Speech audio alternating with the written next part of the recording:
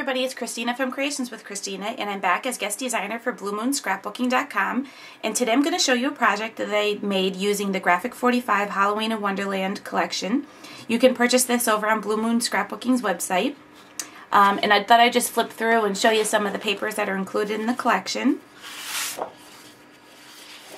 Really, I love the colors in this. Perfect for a fall project, Halloween, or you can even do something that's really not Halloween themed, but really, really pretty colors, and love the quality of Graphic 45's paper.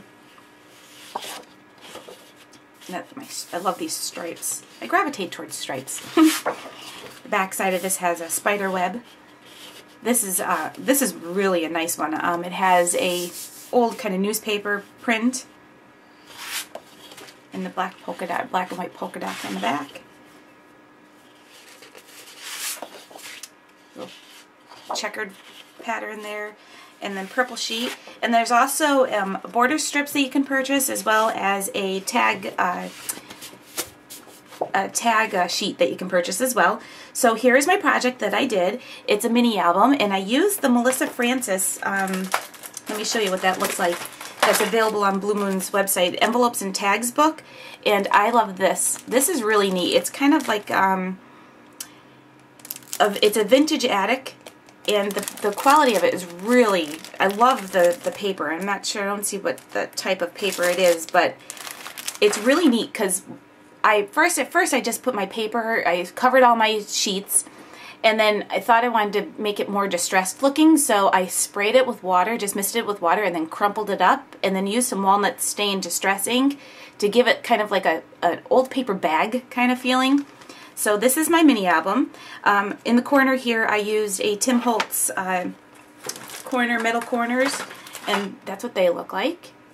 So I put that there, and then for the frame here I used Tim Holtz ornate plates. So I've used these in one other project as well. And then in the back here is a piece of Webster Pages ribbon. And this is a flower that my friend Terry made for me, so I added that in my book.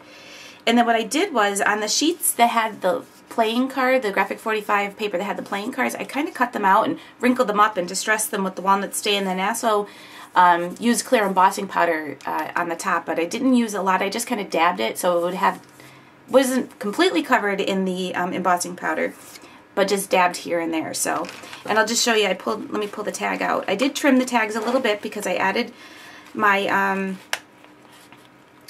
let me see, I'll pull this tag out. That one's getting hooked up on my corner thing there. I did distress the edges and added a grommet and just some twine on the top, and I left it blank so that I could add my pictures or whatever I plan on doing with it. So anyway, that's the for the tag. For this right here, this is a Seven Gypsies envelope that I just covered with the coordinating paper, and this is one of the tags. And then here is, I just took some satin ribbon, or satin fabric, and used my 1 1/4 inch Sizzix die that I used in my last project for Blue Moon Scrapbooking, and made just a little lollipop flower out of that.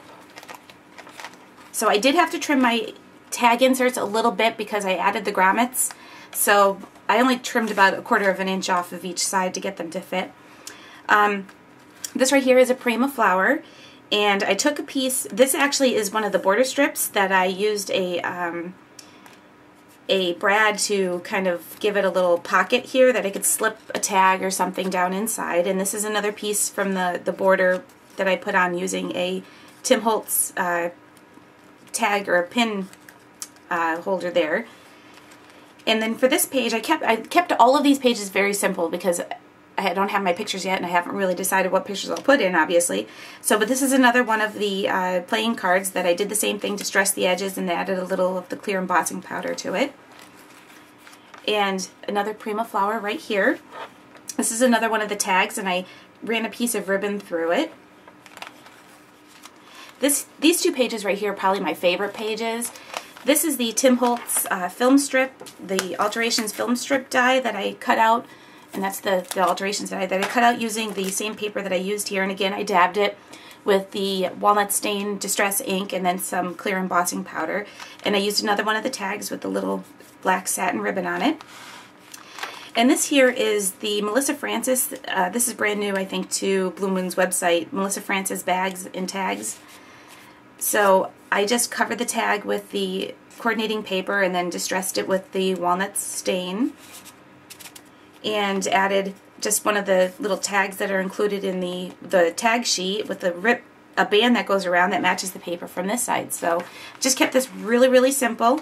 And then I just added some of my favorite fibers that I had in my collection to it. So, all right, thanks for watching, and I'll see you next time.